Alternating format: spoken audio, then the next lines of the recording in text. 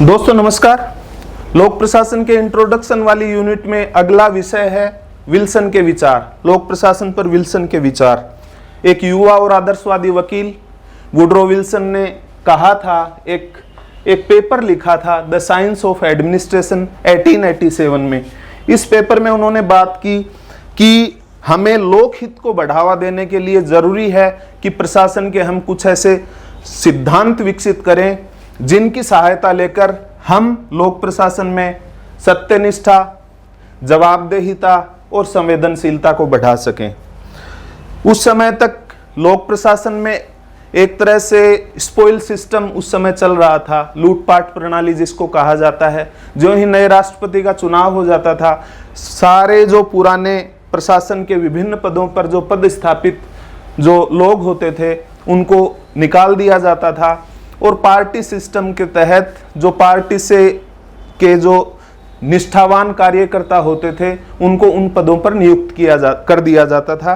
इसलिए लोक प्रशासन में सत्यनिष्ठा का अभाव था, जवाबदेही सुनिश्चित नहीं हो पाती थी और प्रशासन संवेदनशील नहीं था। इसी संवेदनशीलता, जवाबदेहिता और सत्यनिष्ठा को बढ़ाने के लिए विल्सन ने कहा कि हमें प्रशासन का एक विज्ञान विकसित करना होगा। लोक प्रशासन पर अपने विचार व्यक्त करते हुए उन्होंने मूल रूप से 4 अवधारणाओं पर अपना फोकस किया, अपना गहन विचार विमर्श किया। पहला, साइंस, विज्ञान। उन्होंने कहा कि लोक प्रशासन की एक सिस्टमेटिक, व्यवस्थित अध्ययन होना बहुत जरूरी है। अगर हमें लोक प्रशासन को अधिक संवेदनशील, अधिक जवाबदेही और अधिक सत्यनिष्ठ बनाना है तो हमें लोक प्रशासन का एक विज्ञान विकसित करना होगा। इससे लोक प्रशासन में एफिशिएंसी बढ़ेगी, इससे मितव्ययता सुनिश्चित होगी, प्रभावशीलता में वृद्धि होगी और चूंकि पॉलिसी फॉर्मुलेशन से ज्यादा पॉलिसी इंप्लीमेंटेशन चैलेंजिंग है तो पॉलिसी का क्रियान्वयन ज्यादा प्रभावी तरीके से सुनिश्चित होगा।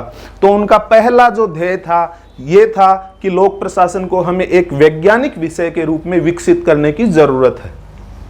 दूसरी बात उन्होंने की डाइकोटोमी की कि लोक प्रशासन और राजनीति विज्ञान दोनों 2 विषय हैं, इनको हमें एक साथ नहीं देखना चाहिए। इसके पीछे उन्होंने जो सैद्धांतिक आधार विकसित किए या जो सैद्धांतिक समझ, अपनी सैद्धांतिक समझ के आधार पर जो उन्होंने विचार व्यक्त किए, उसमें उन्होंने कहा कि अगर लोक प्रशासन को एक अलग विषय के रूप में हम विकसित कर पाए तो इससे नॉन पार्टीजनशिप में वृद्धि होगी। यानी जो लोक प्रशासक हैं वो पार्टी हितों से ऊपर उठकर जनता के लिए ज्यादा प्रतिबद्ध होकर काम करेंगे।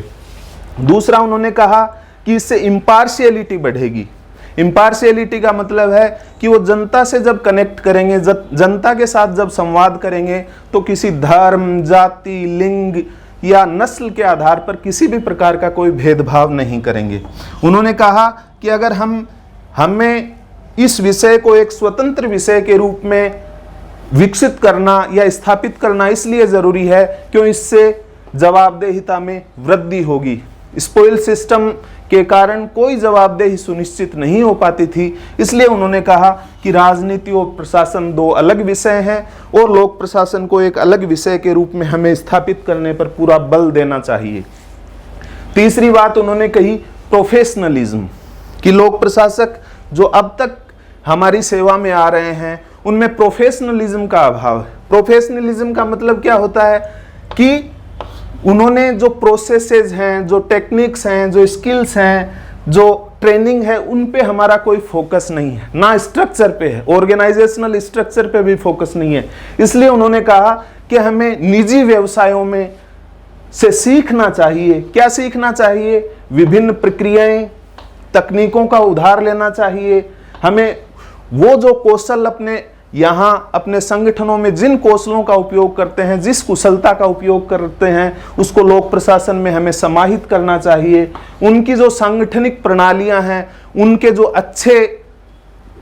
अच्छी जो विशेषताएं हैं उनको ग्रहण करना चाहिए और हमें लोक प्रशासकों के प्रशिक्षण पर पूरा बल देना चाहिए ताकि हम, अंतिम गोल था पब्लिक इंटरेस्ट, ताकि जनता के ज्यादा से ज्यादा हितों को सुरक्षित किया जा सके और उनका कल्याण सुनिश्चित हो। चौथी बात उन्होंने कही कंपैरिजन की। उन्होंने कहा कि हमें जो दूसरे देश हैं, संयुक्त राज्य अमेरिका के अलावा जो बाकी देश हैं जहां की प्रशासनिक प्रणालियां काफी पुरानी हैं, उनमें स्थापित संगठन हैं, उनकी कुछ स्वस्थ प्रथाएं हैं, स्वस्थ प्रक्रियाएं हैं, उनको अपने यहाँ शामिल करना चाहिए। अपने यूएस के लोक प्रशासन में उन प्रणालियों को उधार लेना चाहिए ताकि हम अपने प्रशासन को और ज्यादा प्रभावशाली बना सकें।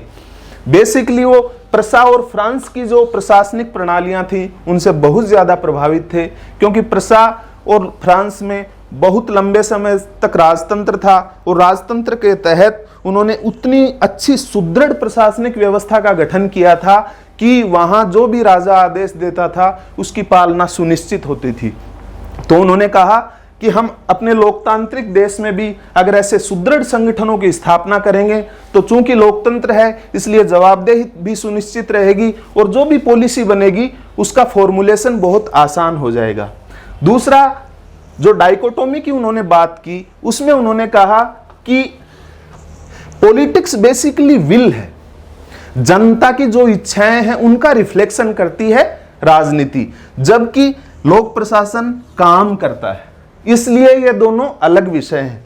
दूसरा, उन्होंने कहा कि राजनीति का मुख्य ध्येय या मुख्य कार्य है नीति का निर्माण करना और लोक प्रशासन का काम है उन नीतियों का प्रभावशाली तरीके से संपादन करना। तो लोक प्रशासन के संदर्भ में विल्सन ने एक ऐसा वैचारिक आधार तैयार किया जिसकी कोई काट नहीं थी।